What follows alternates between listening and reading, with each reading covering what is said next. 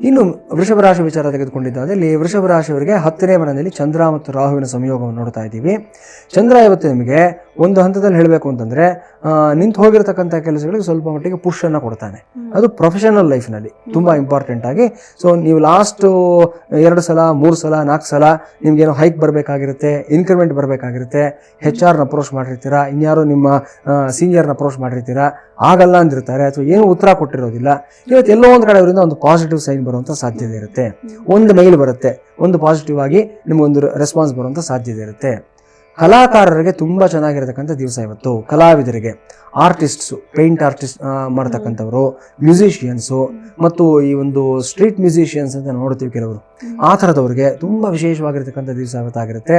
ಕಲಾವಿದರಿಗೂ ಅಷ್ಟೇ, ಚಿತ್ರಕಲಾವಿದರು, ನಟನೆಯನ್ನು ವೃತ್ತಿಯಾಗಿ ತೆಗೆದುಕೊಂಡಿರ್ತಕ್ಕಂಥವ್ರು, ನಟ ನಟಿಯರಿಗೆ ವಿಶೇಷವಾಗಿರ್ತಕ್ಕಂಥ ದಿವಸ ಇವತ್ತಾಗಿರುತ್ತೆ. ಚೆನ್ನಾಗಿದೆ, ಏನೂ ತೊಂದರೆ ಇಲ್ಲ. ಇನ್ನು ಮಿಥುನ ರಾಶಿ ವಿಚಾರ ತೆಗೆದುಕೊಂಡಿದ್ದಾದಲ್ಲಿ ಮಿಥುನ ರಾಶಿಯವರಿಗೆ ಇವತ್ತಿನ ದಿವಸ 9ನೇ ಮನೆಯಲ್ಲಿರತಕ್ಕಂಥ ಚಂದ್ರ ಮತ್ತು ರಾಹುವಿನ ಸಂಯೋಗ ಒಂದು ದೂರದ ಊರಿಗೆ ಅಥವಾ ದೂರದ ದೇಶಕ್ಕೆ ಹೋಗತಕ್ಕಂಥ ಅವಕಾಶಗಳು ನಿಮಗೆ ಸ್ಪಷ್ಟವಾಗಿ ಒಂದು ಸೂಚನೆಯನ್ನು ಕೊಡ್ತಾನೆ. ವೀಸಾಗೆ ಯಾರ್ಯಾರು ಅಪ್ಲೈ ಮಾಡಿರ್ತೀರಾ, ಪಾಸ್ಪೋರ್ಟ್ಗೆ ಯಾರ್ಯಾರು ಅಪ್ಲೈ ಮಾಡಿರ್ತೀರಾ, ಅವ್ರಿಗೆಲ್ಲರಿಗೂ ಶುಭ ಸುದ್ದಿ ಇವತ್ತಿನ ದಿವಸ ಕಾದಿದೆ. ಏನು ಯೋಚನೆ ಇಲ್ಲ. ಬಹಳ ದಿವಸಗಳ ಒಂದು ಕನಸು ನಿಮ್ದಾಗಿರುತ್ತೆ, ಒಂದು ವೆಕೇಷನ್ಗೆ ಎಲ್ಗೋ ಒಂದು ದೇಶಕ್ಕೆ ಹೋಗ್ಬಿಟ್ಟು ಬರಬೇಕು ಅನ್ನತಕ್ಕಂಥದ್ದು. ಅದಕ್ಕೆ ಒಂದು ಪಾಸಿಟಿವ್ ಸೈಡ್ ಇವತ್ತು ನಿಮಗೆ ಸಿಗತಕ್ಕಂಥ ಸಾಧ್ಯತೆ ಇದೆ. ಸ್ಟ್ಯಾಟಿಸ್ಟಿಷಿಯನ್ಸು, ಚಾರ್ಟರ್ಡ್ ಅಕೌಂಟೆಂಟ್ಸು ಮತ್ತು ಸ್ಟಾಕ್ಸ್ ಆ್ಯಂಡ್ ಶೇರ್ಸ್ ಬಿಸ್ನೆಸ್ ಮಾಡತಕ್ಕಂಥವ್ರು ಮಾತ್ರ ಸ್ವಲ್ಪ ಜಾಗೃತಿಯಿಂದ ಇರಬೇಕಾಗುತ್ತೆ. ಇವತ್ತು ವಿಪರೀತವಾದ ಲಾಭ ನೋಡ್ತೀರಾ ನೀವು. ಎಲ್ಲೋ ಒಂದು ಕಡೆ ಲಾಭವನ್ನು ಜಡ್ಜ್ ಮಾಡೋದ್ರಲ್ಲಿ ಸ್ವಲ್ಪ ಹೇಳತಕ್ಕಂಥ ಸಾಧ್ಯತೆ ಇರುತ್ತೆ.